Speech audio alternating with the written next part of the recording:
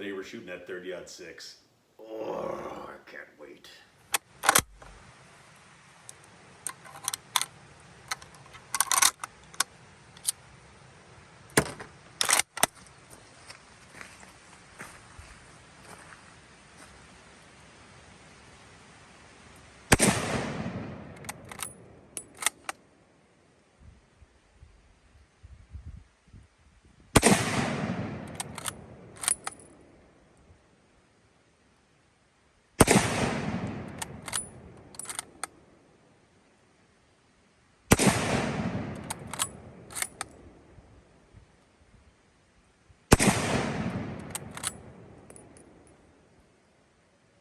Look at this beauty. There's that rear sight moved all the way back to the long sight radius. There we go. U.S. Remington model 1903A3. Look at all that walnut. All the way out to the end. When we get out to the end here, if we can see this, there's the date of manufacturer. R.A. Remington Arms. There's the flaming bomb. And that says 1243. So this gun was made December 1943. Probably the weakest part of this gun is that little tiny front sight, and it's kind of delicate. I'm afraid that thing's gonna get bumped around in rough conditions. But otherwise, there's our stacking swivel. There's that takedown spring. I got the Garand sling on there, but that is just a beautiful old World War II rifle. One of the, I guess, unique features of the 1903 Springfield is this magazine cutoff. And here we see the words see the word off. And what that does, it keeps the bolt from going far enough back to where I can't strip a new round out of the magazine, making the gun basically a single shot rifle.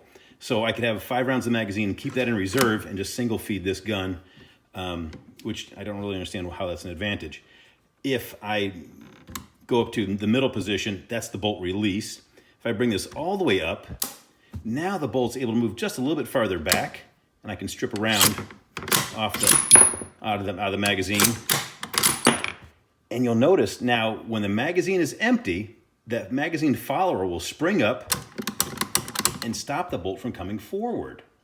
This, I think, is going to save a shooter time. If you're in the heat of battle and you're not counting rounds, this is going to keep you from closing that bolt on an empty chamber, pulling the trigger, oh crap, I'm empty, then open it up, stripper feed 5 more rounds.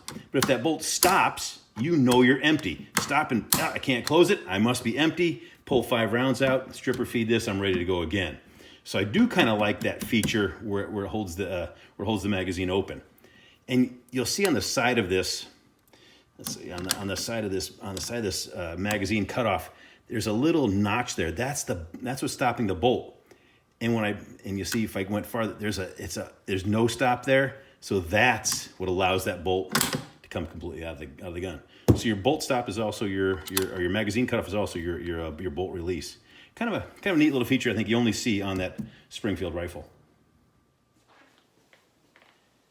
You've seen this rifle probably, if you've watched my channel, you've seen this rifle in another video where we talk about the stock repair that I did on this.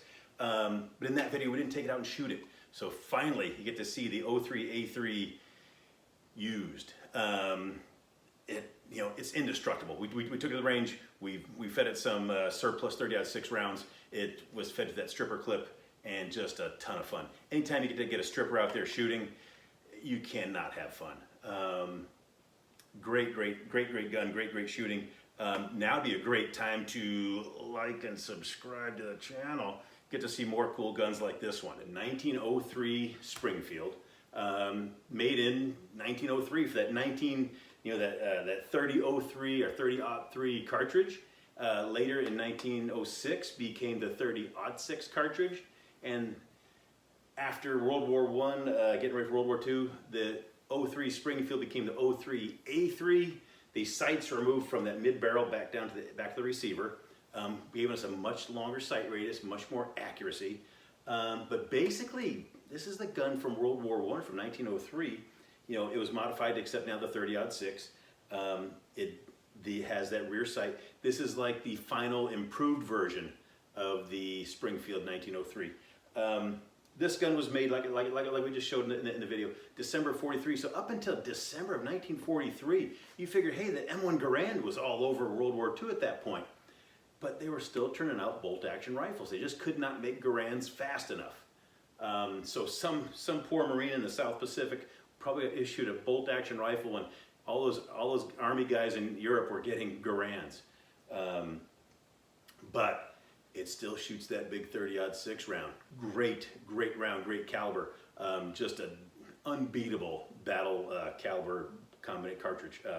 But that 5-round stripper clip, this thing was quick to reload. It's still a bolt action, but that nice long sight radius, it is a very good, accurate gun. You've probably seen in movies where, like, Saving Private Ryan, where they had the 03, 04, where the scope mounted, there was no front sight, but it's basically the same rifle was used as the sniper rifle. So known for its accuracy, known for its durability, just a solid, it's again, where there's one of those American battle rifles are just unbeatable. That black walnut and blued steel, how could it get any better than this? We took it to the range, we fired a few rounds through it. A big heavy rifle like this, you're not gonna feel the recoil from that 30-06.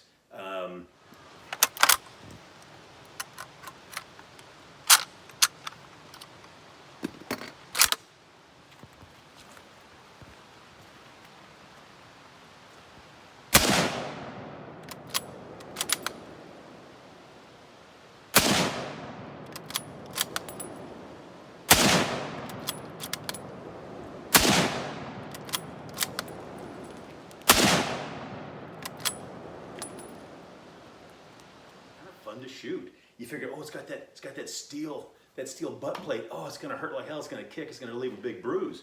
But such a heavy gun, it really does soak up a lot of that 30-06 recoil. So a lot of fun to shoot, and as you can guess, very accurate. This one is made by Remington, and I know it's a wartime gun. This one was made in 43, like the height of the war. This is 6 months before D-Day, but the machining, the meticulous nature with having that adjustable sight, and that everything out of the knurling, the trigger, amount of time spent on this, and it was, time well spent, because you do have this big, solid, very well made, very accurate, very reliable battle rifle. And you'd think, during the war era, you're just turning out crap, like you see those Mosin Nagants being just thrown together, or those Arisakas, those last-ditch effort Arisakas. Not going on here in the U.S. They still turned out just a beautiful rifle. If you get a chance to get your hands on one of these, oh my goodness, don't pass this up. It's a 30-06. How could you go wrong, right? And it's got that great piece of history, and you just want to, oh man, it's just, how could you not want to shoot it? This is one of the other features I like about this Springfield rifle. You'll see this is your safety. You see the letter, it spells out safe. And when you flip this over, it doesn't say fire. It says ready. I kind of like that. Hey, I'm either safe or I'm ready. I'm going to show you the correct way to feed a 1903. I've got a 5-round stripper clip, and you've seen this in other videos. What I've talked about before is these stripper clips are actually for an 1893 Mauser. They hold the 30-06 cartridge very snugly, very tight. They're a little bit better design than the 1903 stripper clips. I find them kind of delicate. I do have a couple. I don't like to use them because that little tab on the end, you guys who know, you know what I'm talking about, they seem to break off. But the 1893 Mauser does fit into that charger bridge. It's like it was made for it. And if you want to load 5 rounds in, got that big thumb of yours, just push, 5 rounds loaded. How's that? That cannot get slicker. That doesn't get any better than that. When it does come time to unload this, hey, I've got a full 5 rounds there. How do I get them out? I'll show you a trick I picked. All right, so you've got 5 rounds in the magazine, and you want to empty this thing without causing any harm or being in an unsafe manner. Treat it like it's a straight bolt. The straight pull bolt action. What I'm going to do is I'm just going to go forward, back, forward, back, forward, back, forward, back, forward, back. Empty like that. You don't need to close the bolt on a live round if you're trying to empty this gun. And then that feature we talked about before. Now that bolt will not close because that magazine follower comes up and stops the bolt from moving forward. But that's a quick way to empty a 1903 without ever coming near a trigger and without even closing the bolt on the action.